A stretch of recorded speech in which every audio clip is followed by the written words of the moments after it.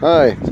Hello there. So, this is the first thing I've wanted to do for a while, and I just haven't, thought of doing it, or whenever I do it, I just chicken out whenever I try to do it. So, anyways, so this is the first ramble sort of thing of a thought I just have in my head, and thought I'd just jot it down and by speaking, and yeah.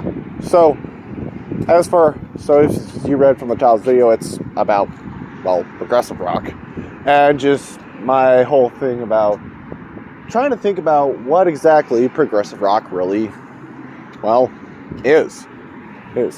I talked a bit to someone, I remember it'd say about trying to describe progressive rock, and me thinking, oh, is that what progressive rock is?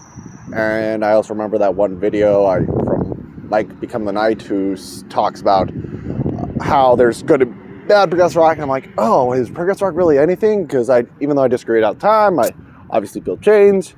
And then I had to think about where that whole sort of mentality came from.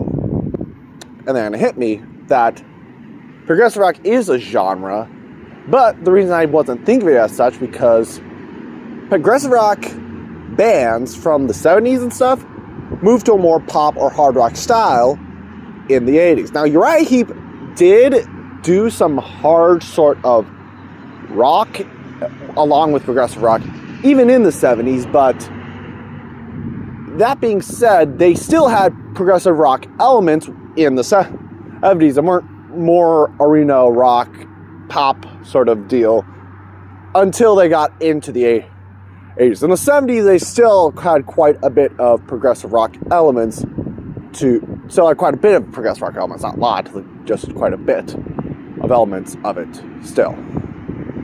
That's just what I wanted to say. That progressive rock basically turned into pop rock, which is where that whole mentality, and I think Robert Fripp has that idea as well.